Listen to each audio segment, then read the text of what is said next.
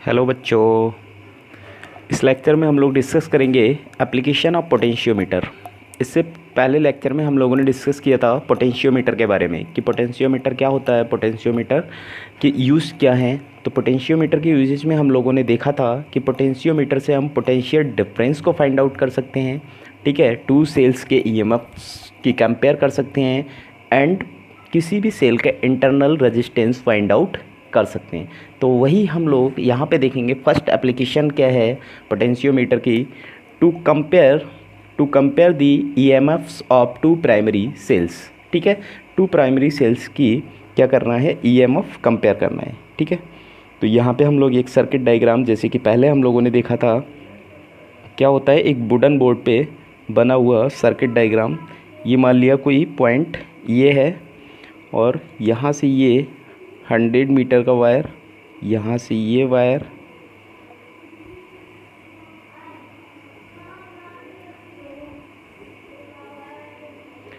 ठीक है। इसको मान लिया हमने बी पॉइंट और इसको मान लिया ए पॉइंट, ठीक है। ए पॉइंट ए को हम क्या करते हैं, बैटरी के पॉजिटिव टर्मिनल से कनेक्ट कर देते हैं और इसको एक की के थ्रू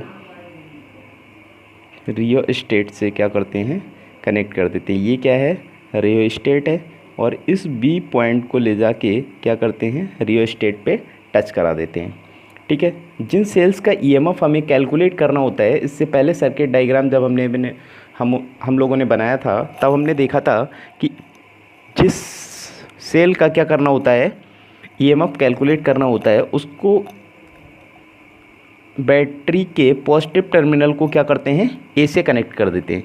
तो यहाँ से हमें टू सेल्स का क्या करना है, ईएमएफ्स को कंपेयर करना है। तो यहाँ से हमने मान लिया ये एक हमारे पास सेल है ये, और दूसरा सेल है ये।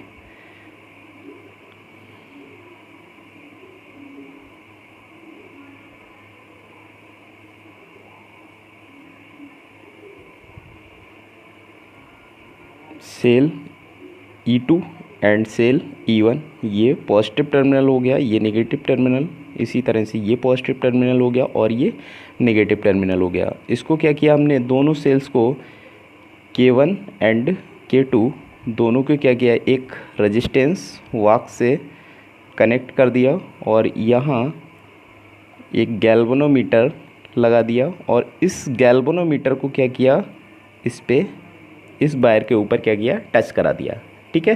तो ये क्या है, जॉकी है, इसको क्या कर सकते हैं, इस पूरे वायर पे कहीं भी टच करा सकते हैं। किस लिए टच कराएंगे, क्योंकि हमें क्या चाहिए, एक नल पॉइंट चाहिए। नल पॉइंट मतलब वो पॉइंट चाहिए जहाँ पर क्या हो, इस गैल्वेनोमीटर के अंदर जो डिफ्लेक्शन देखने को मिले, वो डिफ्लेक्शन कैसा हो जाए, ज़ीरो, ठीक है। तो आइए स्टार्ट करते हैं हम लोग वर्किंग देखते हैं, इसकी वर्क कैसे करता है। तो वर्किंग के लिए व्हेन K1 इज़ क्लोज्ड,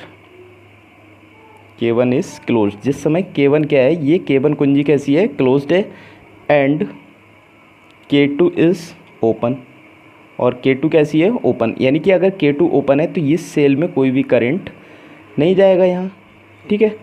तो यहाँ K2 इज़ ओपन, देन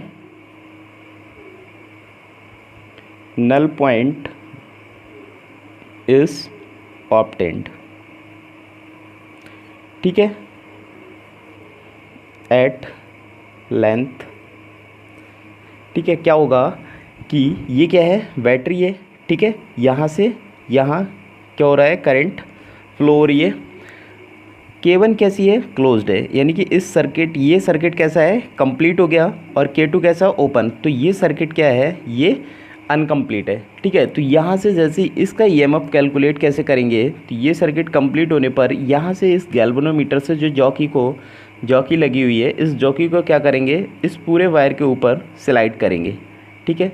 तो इस पूरे वायर के ऊपर जब स्लाइड करेंगे, तब क्या होगा कि इस गैल्वेनोमीटर के अंदर एक लेंथ ऐसी मिलेगी जिस लेंथ पे इस गैल्वेनोमीटर के अंदर क्या होगा, डिफ्लेक्शन ज़ीरो होगा, और वो डिफ्लेक्शन जिस लेंथ पे 0 मिलेगा उस लेंथ को हमने मान लिया कितना, L1, ठीक है।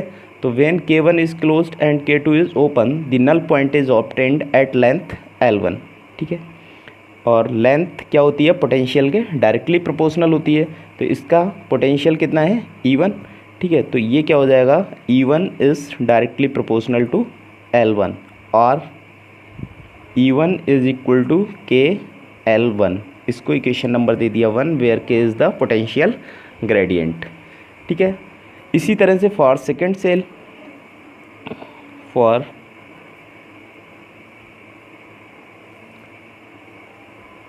सेकेंड सेल, ये किसके लिए थी, फर्स्ट सेल के लिए। अब सेकेंड सेल के लिए देखते हैं क्या हो जाएगा, when K2 is closed, K2 is closed and K1 is open, ठीक है। K2 कैसी है, क्लोज्ड है, और K1 कैसा है, इस बार ओपन है, ठीक है। Then null point is obtained, ठीक है। जिस समय K1 क्या है, क्लोज्ड, K1 क्या है, ओपन है, और K2 क्या है, क्लोज्ड है, ठीक है। तो ये वाला सर्किट कैसा हो जाएगा, अनकम्प्लीट हो जाएगा, और ये वाला सर्किट यहाँ पर क्या होगा, करंट इसके थ्रू क्या होगा, फ्लो होगा, ठीक है। तो ये वाला सर्किट कैसा हो जाएगा, कंप्लीट हो जाएगा। तो इस सर्किट से ये जो गैल्वेनोमीटर है, इस जॉकी को क्या करेंगे, फिर से दोबारा इस पूरे वायर के ऊपर क्या कराएंगे, टच कराएंगे। पूरे वायर पे कहीं ना कहीं टच कराने पर कोई ऐसा पॉइंट ज़रूर मिलेगा जिस समय गैल्वेनोमीटर में डिफ्लेक्शन क्या हो जाएगा, 0 हो जाएगा, ठीक है। तो उस पॉइंट को हम लोग नोट कर लेंगे कि वो किस लेंथ पे मिला है, और उस लेंथ को मैंने मान लिया कितना, L2, ठीक है। तो व्हेन K2 इज़ क्लोज्ड, जब K2 कैसा है, बंद है, and K1 is open, K1 क्या है, खुला हुआ है, यानी कि शॉर्ट सर्किट है, then null point is obtained, ठीक है। कितने, एट लेंथ L2, ठीक है। देन क्या होगा, E2, ठीक है, is directly proportional to L2, क्योंकि पोटेंशियल कैसा होता है, लेंथ के डायरेक्टली प्रोपोर्शनल होता है। तो ये यहाँ से, और E2 is equal to KL2, equation number 2। K यहाँ आया है और K यहाँ आया है, K कैसा है, सेम, क्योंकि K क्या है, पोटेंशियल ग्रेडियंट है, और पोटेंशियल ग्रेडियंट कैसा रहता है, सेम रहता है, ठीक है। डिवाइडिंग इक्वेशन 1 बाई इक्वेशन 2, ठीक है। समीकरण 1 को समीकरण 2 से डिवाइड करने पर, तो यहाँ क्या हो जाएगा, potential E1 upon E2 is equal to KL1 upon KL2। K से K कैंसिल आउट हो जाएगा, क्या बचेगा, E1 upon E2 is equal to L1 upon L2। तो ये फार्मूला निकल के आएगा किसके लिए, EMF कंपेयर करने के लिए। तो यहाँ से हम लोग क्या करेंगे, EMF कंपेयर कर सकते हैं, क्योंकि L क्या होगा, जहाँ पे नल पॉइंट मिलेगा, क्योंकि इसके ऊपर क्या लगा होता है, एक मीटर स्केल लगा होता है, जहाँ भी नल पॉइंट मिलेगा, जिस पॉइंट पर भी, वहाँ की डिस्टेंस हमें क्या होगी, पता लग जाएगी कि किस पॉइंट पे यहाँ गैल्वेनोमीटर में डिफ्लेक्शन 0 मिला है, ठीक है। तो उसको हम नोट कर लेंगे, यानी कि L1 मिल जाएगा, और यहाँ से इसी तरीके से क्या करेंगे, L2 मेजर कर लेंगे, ठीक है।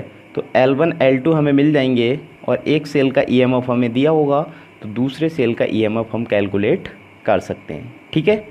क्लियर है यहाँ से, E1 upon E2 is equal to L1 upon L2। इस फार्मूले से हम EMF को कैलकुलेट कर सकते हैं, दो EMF को कंपेयर कर सकते हैं।